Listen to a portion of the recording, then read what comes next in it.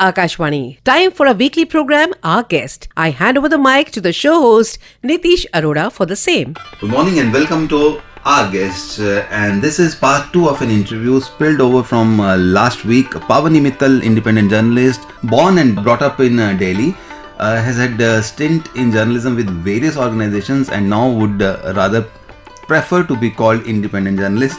Welcome again to Akashvani. Welcome again to our guest, Pavni. Thank you. In the last episode, we talked about a lot of things, but there was one thing that you said, that you are from a legacy journalism stream, and for you, editor is something which is very important, and that is the challenge which the social media journalists are posing to a regular kind of journalist today. So what are the challenges that you are facing now, and how different it is to be working for media in here and in US? So I think one of the biggest challenges again is adapting yourself to the changing sort of landscape, because technology has changed a lot. And then now you will also see that a lot of media houses have had to change their revenue models. You know, teams are changing, the size and scope of teams is changing, because this is not a profitable business. So, and news gathering, especially in broadcast and television, is very, very expensive. I'll give you an example. If you have your basic live unit and camera and basic equipment, in India, if you want to go from one city to another flight, your excess baggage could come to about 1 lakh one way. So it is very expensive. And imagine a news channel has 10 teams doing this at one given time. So I think that becomes... That's how we have Mojo now. Yes, but unfortunately for a lot of legacy brands, they still need the television and they still need the live unit, because technologically that is what works. But then we have shifted from OB bands to now backpack journalism. That is also like cutting on cost factor. It is really, things have really become smaller, but it's still not, in a lot of places that I have worked, it is very costly. You have teams of 3 or 4 people, you're traveling, when you have a camera kit, you need a certain car to travel in, there are many things that... So that is how that independent journalist now in the social media is giving run for money to the established channels. I think so. I think there is a lot of journalism that is, especially on YouTube, and a lot of people have become personalities who give out, but I would not call them journalists. I would mostly call most of them, the ones that I have seen, and so it could depend on what I have seen, is a lot of them are opinion makers. So they have... So is any media channel. I don't agree with you necessarily, because like I said, I think the classic journalism, and that is the formula that I follow, is that you have to be truthful, but you also have to be fair, and you have to give different stakeholders. Not that the editor tells you how to tackle this particular story, because you might have another opinion about the story, but the editor tells you, no, this is not the way you have to go about it, and then you change the color of the story. So I don't bring my opinions to stories. I don't. I go there. I think... No, not opinion. Let's say your vision. You have a vision for a particular story, and then the editor tells you, no, this is not the way to approach it. Well, then you have conversations with your editor, and we're not going to get into that. So those are very individual situations, sometimes scripts and all of that. But I also think if you've been on field and this is your story, and if you think you're right, you defend your stories. And I have been very lucky with editors who've been very respectful, and they know that the person... There was never one-to-one with the editor? Oh, there have been many one-to-ones, but on a lot of other issues. But I think you come to a compromise. You see... Your discussions are all about the story. Which means largely the journalism and the journalists and the media houses are also opinion maker, but a team of opinion maker. And here in the social media, where is one individual, is you said is an opinion maker, they are not a journalist. Why should they not be called journalists? No, I'm not saying you don't call them journalists. You can call them anything, but I would say when you are doing, I'm speaking strictly of my kind of work, is you're going on field and you're speaking to different stakeholders, and then you're telling people what is happening. And of course, there's a very old saying if one person is saying it's raining outside and the other one is saying it's not raining, your job is not to quote both. It's to look out the window and say what's actually happening. If the rain sells, say it's raining. If the rain doesn't sell, they say it's not raining. Well, I don't really look at what's selling, what's not. At the end of the day, the thing with television is that visuals don't lie. And I think... don't they? I think...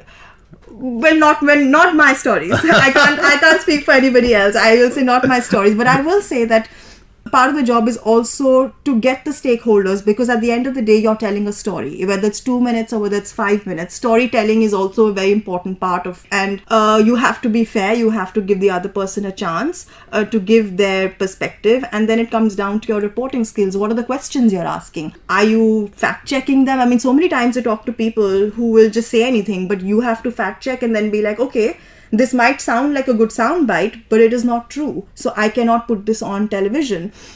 So I think you have to keep that in mind. With, I think, a lot of the YouTube personalities, I think their sort of media play is slightly different.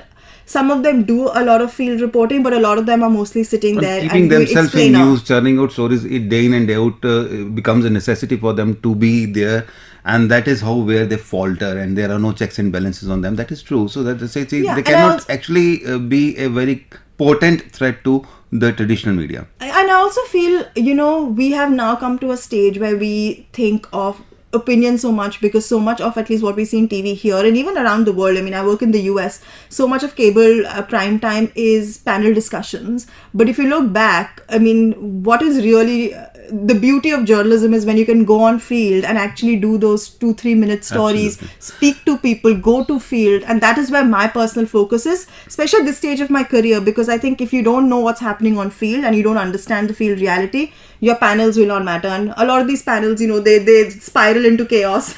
So you said that you are a TV person, and TV is where you always wanted to be, and TV came into existence with a tag, Idiot Box, and it is proving to be Idiot Box now, and many condos and many localities and many cities, in fact, many people are like shutting off their television.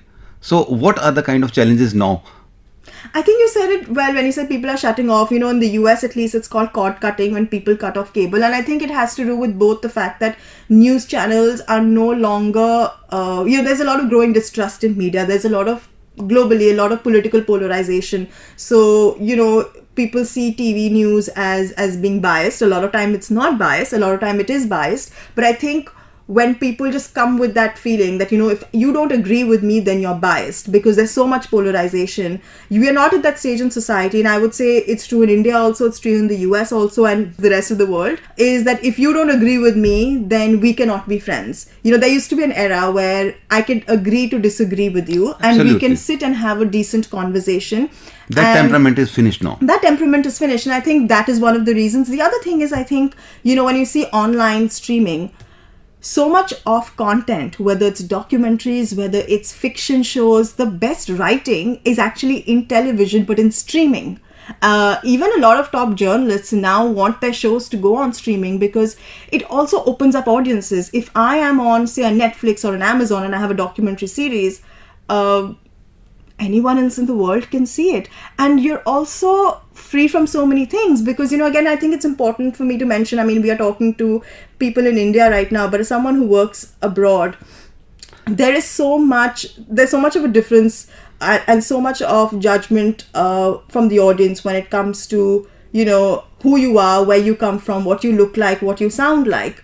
There is always going to be a difference for the audience in someone who's like American versus someone who's Indian, because many people won't even think that you speak English, and a lot of channels have done research and have gone to they do focus groups, see who's working, and people trust who they see. They trust people who look like them, who sound like them, and I think a lot of the focus on diversity, especially in the West, and I think also in India, has come from social media and the internet, because now when I switch on TV, I'm going to my smart TV and I'm watching Korean shows, I'm watching journalists Actually, we in have different parts of the transcended world. all the borders now, and the lines have diminished between your journalism, my journalism, this journalism, that journalism. It's multimedia. So it's multimedia. So Dickens had long time ago has said that this was the best of the times and the worst of the times. Are these the best of the times or the worst of times for the journalism and journalism industry? Definitely, because I think you need journalism more than ever.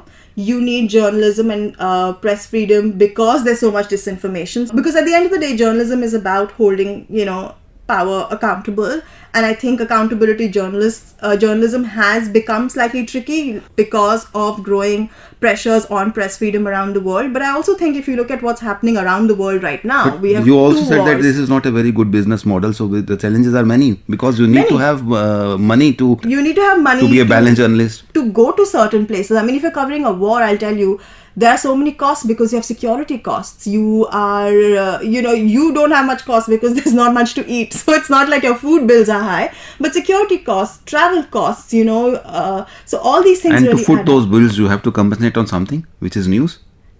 Hopefully not, I think that is where the skill of journalists comes in. But I do say, going back to your earlier question about the need is more, the pressures are also more, and it's also a career which has a very high attrition rate where people join and either they get disillusioned or you don't grow too much. But think about it, if you were in tech, there are so many companies to work for. You're in journalism, and say television journalism, and you're either English or Hindi, you think about it yourself, how many places can you work? The competition is very, very high. The pressures And finally, are high. if you earn some reputation for yourself, then OTT is there for you. You just eject yourself out. It's like before your plane crash lands, you just eject yourself and be on the universe of your own. You can, and I think this is one of the professions that can really help you sort of find your own voice. One other thing that I do sometimes a lot is I get invited to moderate panels. I was at, COP28 in Dubai, the climate conference of the UN, and I moderated panels for the United Nations and World Bank. And there you bring your journalism skills. It's a great place to network because you're meeting officials from around the world.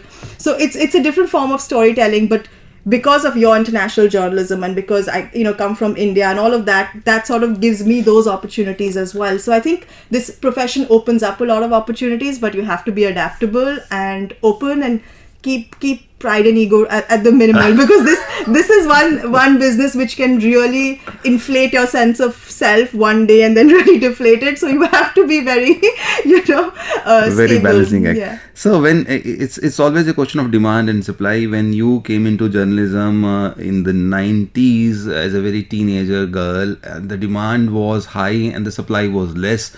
Now you have n numbers of journalism schools in every Tier 2 city, Tier 1 city, and in metropolitan And the world. and in the world, and you're getting your degrees and your diplomas from everywhere. Anybody who really wants to jump into the bandwagon, what would you like to advise? Tell them, to my listeners, to the youngsters who really want to be a journalist. And now my producer is telling me only 2 minutes are left. Okay, so I would say that you get into it for the right reasons. You know that this is not a short race, it's a marathon, and there will be hills and valleys. Be prepared for that. I would always say that, educate yourself, learn the technical skills, which is what I did in Chennai. I also did a master's at Columbia Journalism School in New York, and I think I did a subject matter course where I trained myself in international journalism, and I think that really helped shape my mind. And I had classmates from around the world, so if I want a story in a different part of the world, I have someone there. And I think that experience was very important to me because it taught me so much about news gathering and reporting that I didn't know. So I would say educate yourself, find good mentors. Educate yourself in any other subject apart from journalism, and if you really want to come into journalism, have on-job training as well, because that is required. You need to have experts in journalism. Yes, don't you? I think both. For me, it was a mix of both things. I did political science and I also studied journalism, and I think the combination was great. And I think finally, I would say just be adaptable. Understand technology is going to change things. Be in it for the right reasons, and you have to be a good team player.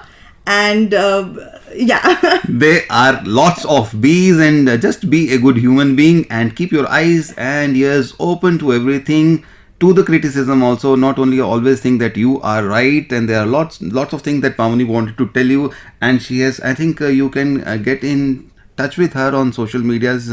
She will be available on LinkedIn and all those things. On X. And on XYZ, I don't know. It's X, Twitter, X, which used to be Twitter earlier. So. And it was really fun talking to you. And friends, I also sincerely feel that journalism is one field which gives you multi-dimensional personality, and you should be. Adaptability is the mantra that the modern journalist is giving us. Thank you so much, Pavni. It was really fun talking to you. Thank you so much. I had a great time.